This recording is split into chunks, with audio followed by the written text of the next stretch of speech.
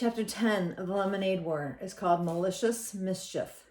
Malicious mischief is a noun. It's the act of purposefully destroying the property of someone else's business. So it's not very nice. Jessie was all in knots. Evan was madder than ever at her, and she couldn't figure out why. He had said, "Do you want to call the war off?" And she had said, "Sure, let's call the war off." Or something like that. That's what she meant to say. That's what she wanted to say. But what had she really said? She mentioned Megan. Oh, she almost spilled the beans about Megan giving her the $104. But she hadn't. She had kept her mouth shut just in time. Jessie smiled, remembering that. So why had Evan acted like that? What was the matter with him? Jessie lay down on her bed. The world was a confusing place, and she needed Evan to help her figure it out. If this is what fourth grade was going to be like, she might as well just give up now. And there was something else that was tying her up in knots. The $208. It wasn't really hers. Megan had given it to her to make a donation. She hadn't given it to Jessie the way Evan's friends had given their money to him. That still made her so mad when she thought about it. Oh, she wanted to get even with him for saying she didn't have any friends. And even though it looked like she had $208 in her lockbox, only half of that money was what she honestly could call her own. Still, if push came to shove and she needed it all to win, sure, she'd use it all. This was a war. But if she pretended that all of the money was hers, hey, what if Evan has even more than that? So if she lost, even with Megan's money, gulp. Jessie hadn't thought of that. If she lost, even with $208, if she lost, oh my gosh, winner takes all. She would lose all of Megan's money to Evan. How could Jessie ever explain that to her friend? You see, I took the money you earned to help raise rescue animals, and I lost it to my brother, who's going to buy an iPod because I wanted to win a war. Megan would hate her. All of the girls who were friends with Megan would hate her. And Evan already hated her.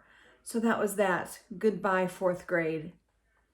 She couldn't use Megan's money to try to win the bet. It was too risky. But did she have enough to win on her own? Jessie felt desperation rise in her throat. How much money did Evan have, she wondered. She had to find out. Jessie tiptoed upstairs to the attic office, and she listened at the closed door. Her mother was still on the phone. Then Jessie snuck downstairs. Evan was watching TV in the family room. Like a whisper, she crept back upstairs and into Evan's room. There was a very strict rule in the Tresky household. No one was allowed in anyone else's room without an invitation. That was the terms. It meant Jessie had to say, "Evan, could I please come into your room?" And Evan had to say yes before she could even put her toe across the line. So even though Evan's door was wide open, just crossing the threshold of the door was in direct violation that carried a fine of $1. But that was the least of Jessie's concerns. She snuck over to Evan's bookshelf and picked up a carved cedar box. This was Evan's chosen souvenir from the family vacation. The orange-red wood on the box had a scene etched into the top, a sailboat sailing past a lighthouse while gulls flew overhead, and the words "Bar Harbor, Maine" were painted in the sky. The box had brass hinges and a clever latch. Why didn't it have a lock? Jessie flipped open the lid, immediately smelling the spicy, sharp scent of the wood. She couldn't believe her eyes. Her hands started pawing through the bills that she saw, dozens of them. There was a 10 and a bunch of 5s, and there were more 1s than she could count. She sat on Evan's bed and quickly sorted out all of the money. Evan had $103.11. 89 cents less than she had. 89 cents. He could sell one lousy cup of lemonade tomorrow and beat her. And there was nothing else she could do about it because she'd be at the beach. I can't let him win, she thought. I can't. She had gotten to the point where she couldn't even remember why they had started this whole lemonade war. She couldn't remember why it had been so important to win in the first place. And now she just had to win. She messed up the money and stuffed it back into the box. That night in bed, she lay awake, trying to think of some way to stop Evan from selling one single cup. Sometimes in the dark thoughts come. Jessie had a very dark thought. What do you mean? Anyone know what I mean by that? Had a very dark thought. Not like light and dark, but dark meaning what? Evil. The next morning was Sunday, and the rule in the Tresky house was that everyone could sleep in as late as he or she wanted to. But Jessie awoke to the sound of the electric garage door opening. She sat up in bed and checked at the clock. 8 o'clock. Then she looked at her window just in time to see Evan pedaling away on his bike, his backpack on his back. She quickly dressed and hurried down to the kitchen. Her mom was making scrambled eggs and toast. "Hi, Jess. You want some?" she asked, pointing with her spatula to the sizzling pan of eggs. "No, thanks," said Jessie. "I washed your blue bathing suit last night. It's hanging up in the basement. What time are the Moriartys picking you up to go?" 9 o'clock. "Mom, where did Evan go?" "He went to the store to buy some lemonade mix." Jessie's mom scooped up the eggs onto a plate and put the pan in the sink. When she turned on the faucet, the pan hissed like an angry snake. A great cloud of steam puffed into the air and then disappeared. "What's going on, Jess? What's all this stuff with lemonade stands and you and Evan and fighting?" Jessie opened up the pantry cupboard and pulled out the box of Kix cereal. "Nothing," she said. She watched the cereal very carefully as she poured. She didn't want to look at her mother right then. Mrs. Tresky got out the milk from the refrigerator and put it on the counter next to Jessie's bowl. "It doesn't seem like nothing. It seems like there's a lot of bad feelings between the two of you these days." Jessie poured all the milk out slowly. "Evan's mad at me." And then she thought, he's going to be a whole lot madder after today. She had it up in her head. "Well, what's he mad about?" said Mrs. Tresky. "I don't know. He just called me a baby and said I ruined everything. And then Jessie felt it coming. She tried to hold it back, but she knew it was coming. Her shoulders tightened up and her chest caved in and her mouth opened up in a howl. "He hates me! He said that!" Tears poured out of her eyes and dropped into her cereal bowl. Her nose started to run and her lips quivered. With every sob, she let out the sound like tires squealing on a wet road. For the whole time Jessie cried, her mother wrapped her in a hug. And then, like a faucet turned off, Jessie stopped. She had told the truth. She really didn't understand why Evan was so angry. Even before the lemonade war he had been mad, and Jessie still really didn't know why. "You feel better?" said Mrs. Tresky. "Not much, Mom," said Jessie, and she wiped her nose with a paper napkin and started to eat her cereal. It was soggy, but thankfully not too soggy. "Do you think it would be a good idea to find out why he's so mad?" asked Jessie's mom. "You're never going to stop being mad at each other until you both understand how each other's feeling." "I guess so," said Jessie. "It can be hard. Sometimes it even can be hard to know what you're feeling yourself. I mean, how do you feel about him?" said Mrs. Tresky. Jessie didn't have to think long. All the insults and the anger, the confusion and fighting seemed to converge in a single flash like a white-hot feeling. "I hate him. I hate him for saying mean things to me and for not letting me play. I just hate him just so much as he hates me, maybe more." Mrs. Tresky then looked sad. "Could we have a sit-down talk about this tonight after you get back from the beach?" "No," said Jessie, remembering the spit vow. Evan would be mad if she knew she had worried Mom with her fighting. And then he'd spill the beans about the terrible thing that she was about to do. Jessie didn't want her mom knowing anything about the war. "We'll work it out ourselves, Mom. I promise. Evan and I will talk tonight." "I'm sorry I've been working so hard," said Mrs. Tresky. "I know this is kind of a lousy way to end the summer." "It's okay, Mom. You gotta work, right?" "Yes, no, I don't know." I promise I'll be finished up by dinner time tonight. That way we all can go out to the fireworks together. Jesse's mom looked out the window. I hope they don't get canceled because of weather. They're saying scattered thunderstorms could possibly come this evening. Jessie and her mom finished breakfast without saying much else. I'll clean up, said Jessie. She liked to do the dishes, and she kind of wanted to do something nice for her mom. While she cleaned, though, she thought about the terrible plan that she had come up with last night. It was mean. It was really mean. It was the meanest thing that she had ever imagined doing. I'm not going to do it, she decided. I hate him, but I don't hate him that much. She was putting the last glass into the dishwasher when Evan walked in. His backpack was bulging. I thought you were going to the beach for the whole day, he said. Megan's picking me up in a half an hour. She thought she saw Evan stiffen up. Good. What's in the backpack? Not much, he said, dumping out the contents onto the kitchen table. Cans of lemonade mix, rolled all over the place.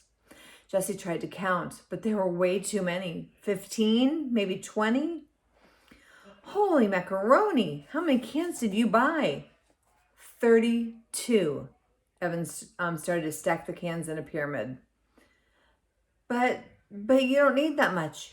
Even to win, you don't need that much. That's, she did the calculations in her head. That's 256 cups of lemonade. If you sell them at 50 cents a piece, $1. I'm going to charge $1 a piece. Jessie felt like her head was going to explode. You'll never sell it all, she said. There isn't a neighborhood in town that will buy 256 cups of lemonade in one day. Too much lemonade. Not enough thirsty people, she thought. I'm going to roll like an ice cream truck.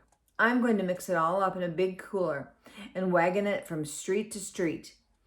The high today is going to be 94 degrees hot.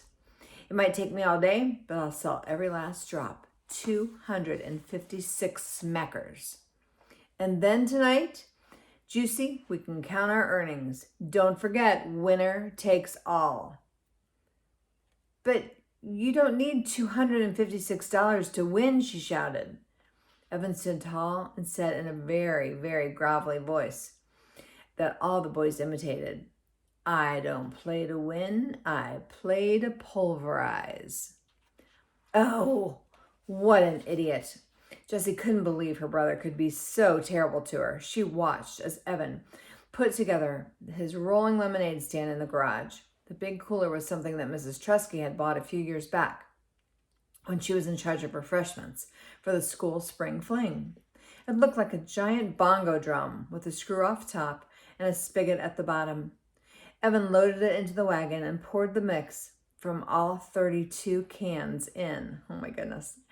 He used the garden hose to fill up the cooler to the top, and then he dumped the 4 trays of ice cubes in. With a plastic beach shovel, he stirred the lemonade. The ice cubes made a weird rattling noise as they swirled around in the big drum. Using the shovel like a big spoon, he scooped out a tiny bit and tasted it. Perfect, he announced, screwing the top on tightly. He went into the basement to make his lemonade on wheels sign. Without a moment's hesitation, Jessie sprang into action. First, she got out a large Ziploc bag from the kitchen drawer, the kind that you would freeze a whole gallon of strawberries if you wanted to.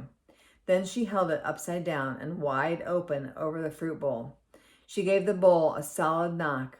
Jessie was surprised at how easy it was to catch the fruit flies that floated up from the bowl. It was like they wanted to die, flying into that bag. She filled the bag with 2 more flies, then hurried down to the garage. Oh no. She unscrewed the top of the big cooler. Holding the first bag upside down, she unzipped it, expecting the flies to fall down into the lemonade. They didn't. They stayed safe and dry in the bag, like they wanted to stay alive.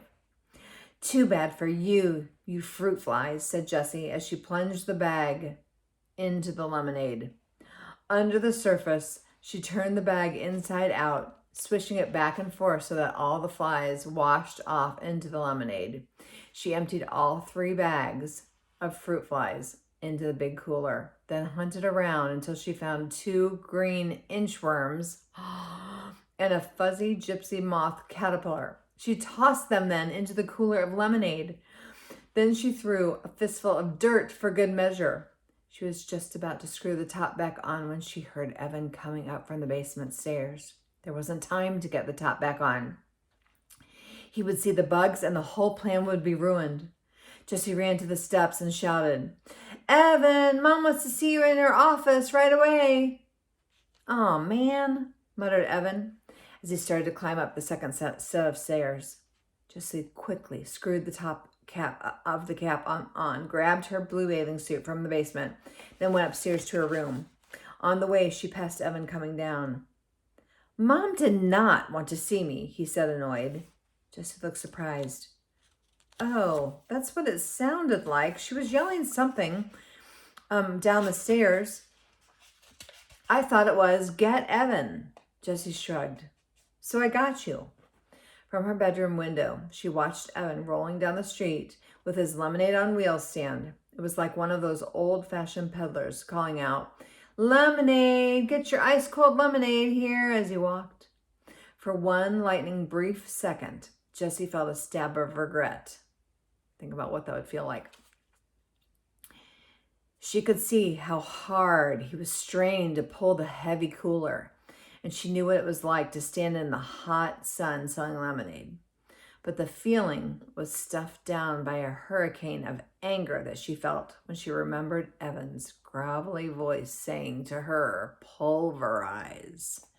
Jessie switched into her bathing suit, packed up her beach bag, and said a quick goodbye to her mother as the Moriartys pulled into the driveway. "What a great day for the beach," said her mother. "Have fun and be home in time for fireworks." The fireworks, yep. Jessie imagined there would be lots of fireworks tonight.